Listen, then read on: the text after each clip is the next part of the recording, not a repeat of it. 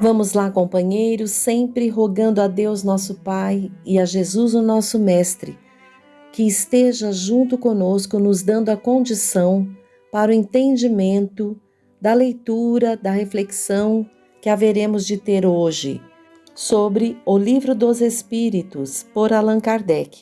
Estamos no livro 2º, capítulo 7, Retorno à Vida Corporal, item 3, Faculdades Morais e Intelectuais. Pergunta de Kardec 361. De onde vêm para o homem as suas qualidades morais, boas ou más? São as do espírito, que está nele encarnado. Quanto mais puro é esse espírito, mais o homem é propenso ao bem. 361-A. Parece resultar daí que o homem de bem é a encarnação de um bom espírito e o homem vicioso a de um mau espírito? Sim, mas dize antes que é um espírito imperfeito, pois de outra forma se poderia crer nos espíritos sempre maus, a que chamais demônios. Vejamos, nos parece claro nestas duas respostas a Kardec que o espírito traz no homem encarnado as qualidades às quais ele conquistou. Se é um bom espírito, traz melhores qualidades do que aquele espírito que se mantém ainda em grandes viciações. Ambos ainda são espíritos imperfeitos, pois necessitam das reencarnações. Pergunta 362 de Allan Kardec. Qual o caráter dos indivíduos em que se encarnam os espíritos brejeiros e levianos? São estouvados, espertos e algumas vezes seres malfazejos. Então vejam, o caráter dos indivíduos vai de acordo com a moral que tenham conquistado. Então aqueles os quais são brejeiros, levianos, são aqueles que ainda não conseguiram qualidades morais tão importantes e então são atrapalhados, são muitas vezes malfazejos e, entre aspas, espertos. 363. Os espíritos têm paixões estranhas à humanidade? Não. Se assim fosse, vós também as teríeis. Ele diz isso porque os espíritos são homens desencarnados, não é? 364. É o mesmo espírito que dá ao homem as qualidades morais e as da inteligência? Seguramente que é o mesmo, e na razão do grau a que tenha chegado. O homem não tem em si dois espíritos. 365. Por que os homens mais inteligentes que revelam um espírito superior neles encarnados são às vezes, ao mesmo tempo, profundamente viciosos? É que o espírito encarnado não é bastante puro, e o homem cede à influência de outros espíritos ainda piores. O espírito progride numa marcha ascendente e insensível, mas o progresso não se realiza simultaneamente em todos os sentidos. Num período, ele pode avançar em ciência, num outro, em moralidade. Então, perguntas muito inteligentes de Allan Kardec para que a gente compreenda a natureza humana. E vemos muitas vezes e percebemos, às vezes, em nós, dificuldades morais, facilidades intelectuais. Dificuldades intelectuais, facilidades morais. É porque o espírito, ele precisa desenvolver-se nessas duas asas, né, intelectual e moral, mas como ainda estamos muito longe da perfeição, por vezes estamos desenvolvendo mais um lado do que o outro. Então, há muitos espíritos inteligentíssimos, mas com a moral baixa, ou ao contrário. 366. Que pensar da opinião segundo a qual as diferentes faculdades intelectuais e morais do homem seriam um produto de outros tantos espíritos diversos nele encarnados, tendo cada qual uma aptidão especial? Refletindo-se a respeito, reconhece-se que é absurda. O espírito deve ter todas as aptidões. Para poder progredir, necessita de uma vontade única. Se o homem fosse um amálgama de espíritos, essa vontade não existiria e ele não teria individualidade, pois na sua morte todos esses espíritos seriam como um bando de pássaros escapos da gaiola. O homem se queixa muitas vezes de não compreender algumas coisas, mas é curioso ver-se como ele multiplica as dificuldades quando tem em mãos uma explicação muito simples e natural. Isso é ainda tomar o efeito pela causa, fazer com o homem o que os pagãos faziam com Deus. Eles criam em tantos deuses quanto os fenômenos do universo. Mas, mesmo entre eles, as pessoas sensatas não viam nesses fenômenos mais do que efeitos, tendo por causa um Deus único.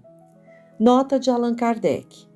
O mundo físico e o mundo moral nos oferecem a respeito numerosos pontos de comparação.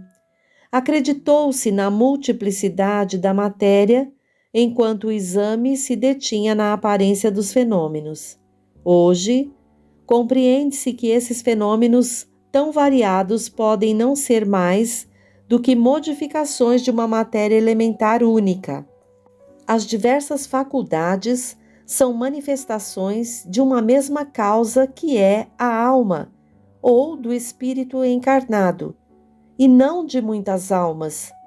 Como os diferentes sons do órgão são produtos de uma mesma espécie de ar, e não de tantas espécies de ar quanto forem os sons. Desse sistema resultaria que, quando um homem perde ou adquire certas aptidões, certas tendências, isso significa que outros tantos espíritos o possuíram ou deixaram, o que o tornaria um ser múltiplo sem individualidade e, consequentemente, sem responsabilidade. Isto, além do mais, é contraditado pelos tão numerosos exemplos de manifestações em que os espíritos provam sua personalidade e sua identidade. Item 4. Influência do organismo. Pergunta de Allan Kardec, 367. O espírito, ao se unir ao corpo, identifica-se com a matéria?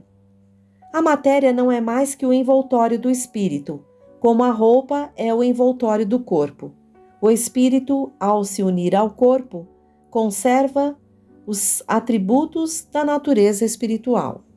368. As faculdades do espírito se exercem com toda a liberdade após a sua união com o corpo? O exercício das faculdades depende dos órgãos que lhe servem de instrumento. Elas são enfraquecidas pela grosseria da matéria. 368-A. De acordo com isso, o envoltório material seria um obstáculo à livre manifestação das faculdades do espírito, como um vidro opaco se opõe à livre emissão da luz? Sim, e bastante opaco. Nota de Allan Kardec. Pode-se ainda comparar a ação da matéria grosseira do corpo sobre o espírito à da água lodosa, que tira a liberdade de movimentos do corpo nela mergulhado. Então vejam que interessante, né? Somos espíritos feitos à imagem e semelhança de Deus, uma flama. Simples e ignorantes, precisamos do processo da reencarnação para chegarmos à perfeição relativa, para aprendermos, nos tornarmos espíritos puros. Então, nos é proposto essas experiências no corpo. Então, no planeta onde vamos encarnar, por exemplo, aqui, planeta Terra, tomamos do fluido cósmico universal, ali os fluidos que vão compor o nosso perispírito, e posteriormente, com a ajuda da espiritualidade superior, ao nos reencarnarmos, os fluidos que comporão, né, o corpo físico, o qual vamos atuar como reencarnados, passando pelas experiências para o nosso aprendizado, né? Consolidar aprendizados ali sempre é na via da encarnação, com espíritos ainda muito imperfeitos que somos, né? Então, vamos mergulhar na matéria. Daí esse peso, esse lodo, esse vidro opaco que se opõe à livre emissão da luz, o qual comparam aqui a espiritualidade superior e Kardec também na sua nota, quando nos fala sobre essa questão. Pergunta 369. O livre exercício das faculdades da alma está subordinado ao desenvolvimento dos órgãos? Os órgãos são os instrumentos da manifestação das faculdades da alma. Essa manifestação está subordinada ao desenvolvimento e ao grau de perfeição dos respectivos órgãos, como a excelência de um trabalho à excelência da ferramenta. 370. Pode-se induzir da influência dos órgãos uma relação entre o desenvolvimento dos órgãos cerebrais e o das faculdades morais e intelectuais? Não confundais o efeito com a causa. O espírito tem sempre as faculdades que lhe são próprias.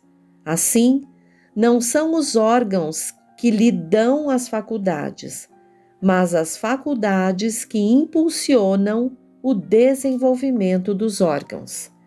370A. De acordo com isso, a diversidade das aptidões entre os homens decorre unicamente do estado do espírito? Unicamente não é o termo exato.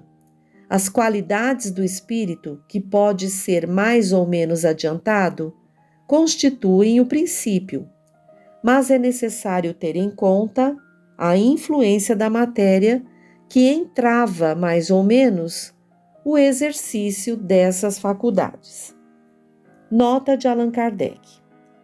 O espírito, ao se encarnar, traz certas predisposições e, se admitirmos para cada uma delas um órgão correspondente no cérebro, o desenvolvimento desses órgãos será um efeito e não uma causa. Se as faculdades tivessem os seus princípios nos órgãos, o homem seria uma máquina, sem livre-arbítrio e sem a responsabilidade dos seus atos. Teríamos de admitir que os maiores gênios, sábios, poetas, artistas, não são gênios senão porque o acaso lhes deu órgãos especiais. De onde se segue que, sem esses órgãos, eles não seriam gênios, e que o último dos imbecis poderia ter sido um Newton, um Virgílio ou um Rafael, se houvesse sido provido de certos órgãos. Suposição que se torna ainda mais absurda quando aplicada às qualidades morais.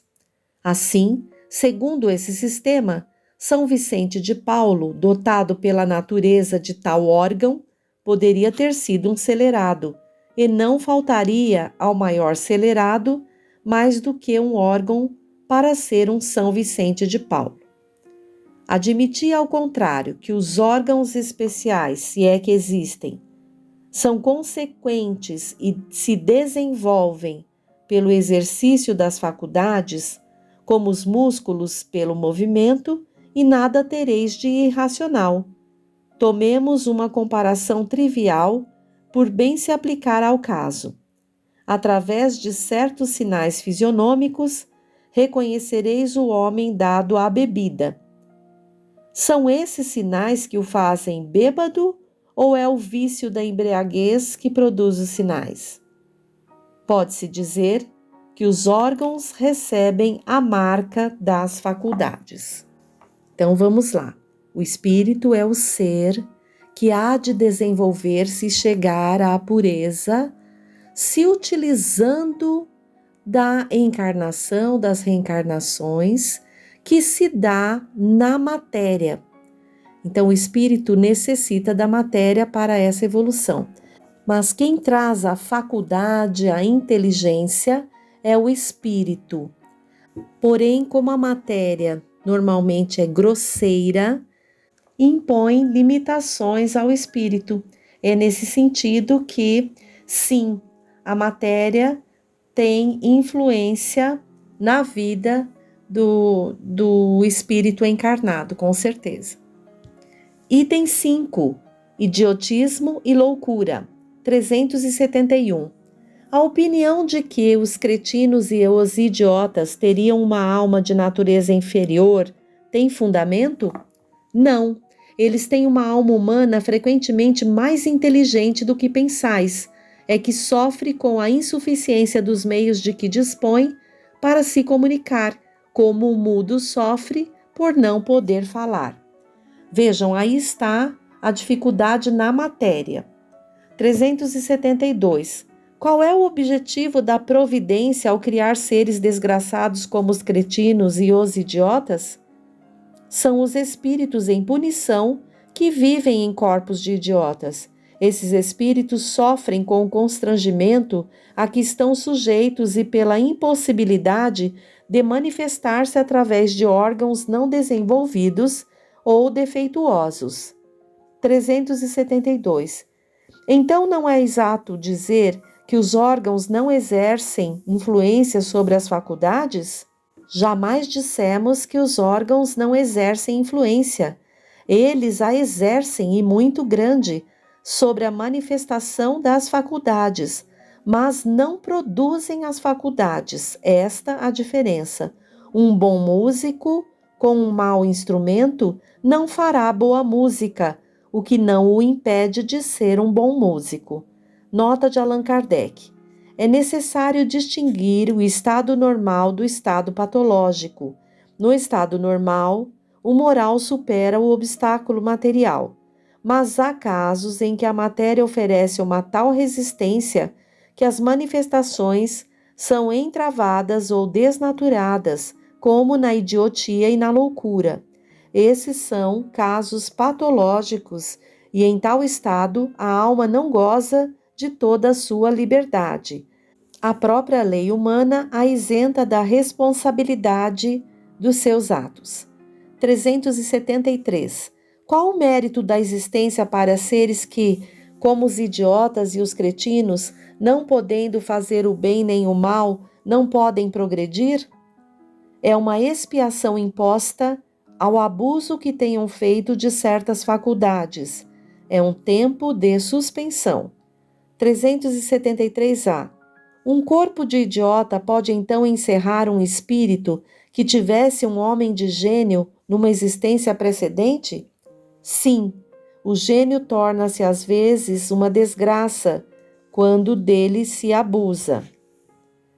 Nota de Allan Kardec. A superioridade moral não está sempre na razão da superioridade intelectual, e os maiores gênios podem ter muito a expiar. Daí resulta frequentemente para eles uma existência inferior às que já tenham vivido e uma causa de sofrimentos. Os entraves que o espírito prova em suas manifestações são para ele como as cadeias que constrangem os movimentos de um homem vigoroso. Pode-se dizer que os cretinos e os idiotas são estrupiados do cérebro, como o coxo o é das pernas e o cego dos olhos. 374. O idiota no estado de espírito tem consciência de seu estado mental? Sim, muito frequentemente. Compreende que as cadeias que entravam seu desenvolvimento são uma prova e uma expiação. 375. Qual é a situação do espírito na loucura? O espírito, quando em liberdade, recebe diretamente suas impressões e exerce diretamente a sua ação sobre a matéria, mas, encarnado, encontra-se em condições totalmente diferentes e na contingência de não o fazer senão com a ajuda de órgãos especiais. Que uma parte ou conjunto desses órgãos sejam alterados e a sua ação ou suas impressões, no que respeita a esses órgãos, ficam interrompidos. Se ele perde os olhos, fica cego. Sem os ouvidos, fica surdo, etc. Imagina agora se o órgão que preside aos efeitos da inteligência e da vontade for parcial ou inteiramente atacado ou modificado. E fácil te será compreender que o espírito, só tendo então a seu serviço órgãos incompletos ou alterados, deve entrar numa perturbação de que por si mesmo e no seu foro íntimo tem perfeita consciência, mas cujo curso não pode deter. 375A. É então sempre o corpo e não o espírito o desorganizado? Sim, mas é necessário não perder de vista que, da mesma maneira que o espírito age sobre a matéria, esta reage sobre ele numa certa medida, e que o espírito pode encontrar-se momentaneamente impressionado pela alteração dos órgãos através dos quais se manifesta e recebe suas impressões. Pode acontecer que, com o tempo, quando a loucura durou bastante, a repetição dos mesmos atos acabe por exercer sobre o espírito uma influência da qual ele não se livrará, senão depois da sua completa separação de toda a impressão material. 376. Qual a razão por que a loucura leva algumas vezes ao suicídio? O espírito sofre pelo constrangimento a que está submetido e pela impotência para manifestar-se livremente. Por isso, busca libertar-se por intermédio da morte. 377. Após a morte, o espírito se ressente da perturbação de suas faculdades? Ele pode ressentir-se durante algum tempo, até que esteja completamente desligado da matéria, como o homem que, ao acordar, se ressente por algum tempo da perturbação em que o sono o mergulhara. 378. Como a alteração do cérebro pode reagir sobre o espírito após a morte? É uma lembrança. Um peso oprime o espírito e, como ele não teve consciência de tudo o que se passou durante a sua loucura, é necessário um certo tempo para que se ponha ao corrente. É por isso que, quanto mais tenha durado a loucura durante a vida, mais longamente durará a tortura, o constrangimento após a morte. O espírito desligado do corpo se ressente por algum tempo da impressão dos seus ligamentos. Fica mais do que claro, então, a influência da matéria sobre o espírito. Por hoje, ficamos por aqui. Que todos possam refletir bastante sobre essas questões tão importantes para o nosso autoconhecimento e aprimoramento. Que Jesus possa estar junto ao coração de cada um de nós. Até o próximo encontro.